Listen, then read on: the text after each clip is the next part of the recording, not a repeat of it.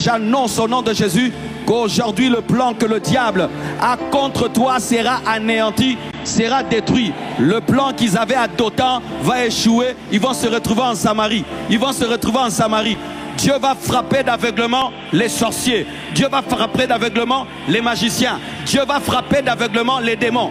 Dieu va frapper d'aveuglement les esprits impurs. Dieu va frapper d'aveuglement les féticheurs. Dieu va frapper d'aveuglement les voleurs qui viennent voler chez toi. Dieu va frapper d'aveuglement les sorciers qui viennent chercher ta maison et ils ne vont pas voir ta maison. Dieu va frapper d'aveuglement les gens qui vont chercher tes enfants, ils ne vont pas voir tes enfants. Dieu va frapper d'aveuglement les gens qui viendront détruire ton business.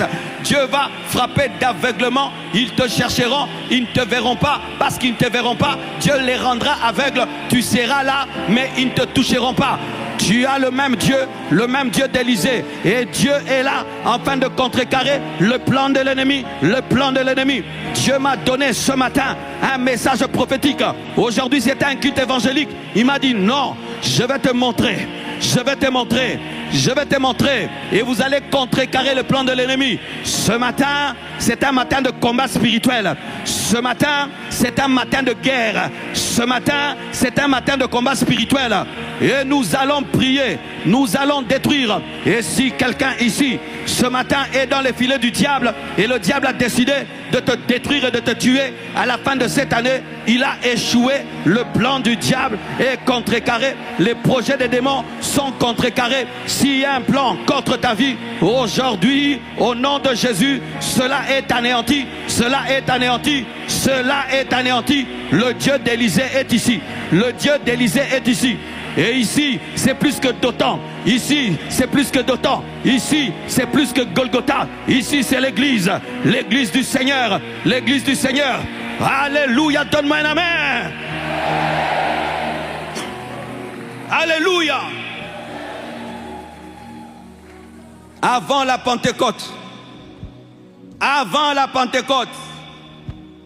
Avant que le Saint-Esprit ne vienne habiter pleinement dans les hommes, un homme avait la capacité d'entendre ce qu'un roi dit dans sa chambre et le révéler à un autre roi, afin qu'il puisse prendre des stratégies. Lorsque dans cette nation on va commencer à vraiment respecter les hommes de Dieu, de telles choses arriveront. Le roi de Syrie est en guerre avec Israël. Il décide une stratégie. Il met en place un plan. Et il dit, je vais attaquer Israël à partir de tel territoire. Et qu'est-ce qu'il remarque? Quelque temps après, il y a des militaires juifs qui vont à cet endroit. Pas une fois, pas deux fois, pas trois fois, plusieurs fois. Et il dit, mais qu'est-ce qui se passe? Nous avons un traître au milieu de nous. Dites-moi, qui d'entre vous est pour le roi d'Israël?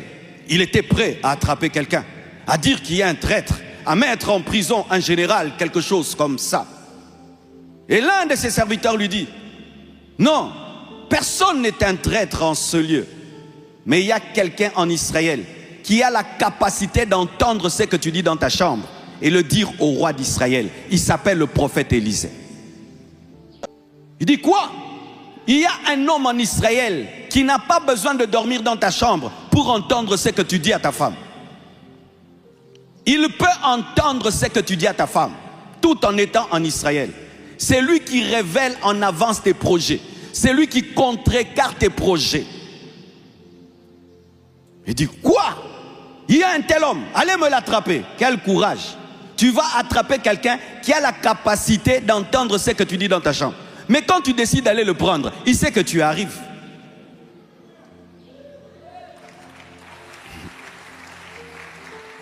Malgré ça, il envoie des chars, il envoie des cavaliers. Et les cavaliers vont chercher Élisée à Dothan. Dites Dothan. Ils arrivent à Dothan, nombreux autour de la ville. Le serviteur d'Élisée, qui n'est pas Géasi, c'est un autre serviteur, il commence à trembler. Et il commence à trembler. Et il dit, mais il y a des chars autour de nous. Il y a des chars autour de nous. Qu'est-ce qu'on va faire? Et Élisée est calme, parce que louvoyait dans les deux mondes au même moment. Il n'était pas seulement capable de voir dans la chambre du roi, il pouvait voir ce qui s'est passé spirituellement autour de la ville. a dit, sois en paix. Ceux qui sont avec nous sont plus nombreux que ceux qui sont contre nous. Je vais prier que tu montes en dimension et que tu vois ce que je vois. Et il dit, Dieu, ouvre-lui les yeux pour qu'il voie ce que je vois. Comme ça qu'il ait la paix que j'ai, parce que ma paix vient de la révélation. Et il prie, ses yeux s'ouvrent. Il voit quoi? Des chars de feu, des anges autour d'Élysée. Et ces anges étaient plus nombreux que les cavaliers. Et il prie. Et il dit, Éternel, écoute ma prière.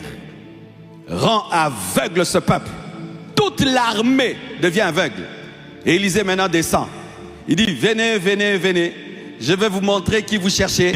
Venez, venez, venez. Et il commence à le suivre. Je vais vous montrer.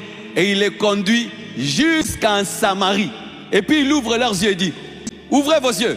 C'est comme si vous venez me chercher à Kinshasa. Je vous frappe d'aveuglement, je vous amène à Matadi. Quand vous arrivez à Matadi, j'ouvre vos yeux. Je dis, vous êtes à Matadi maintenant. Comment vous pouvez combattre quelqu'un qui peut vous rendre aveugle? C'est ainsi qu'Israël a vaincu. Non pas à cause de l'armée, mais à cause d'un homme qui était capable de voir dans la chambre du roi. Et j'aimerais te dire que nous avons le même esprit. Nous avons le même esprit qui est capable de contrecarrer les plans de l'ennemi et de voir en avant ce qu'il va faire et de les détruire avant que cela n'arrive. Et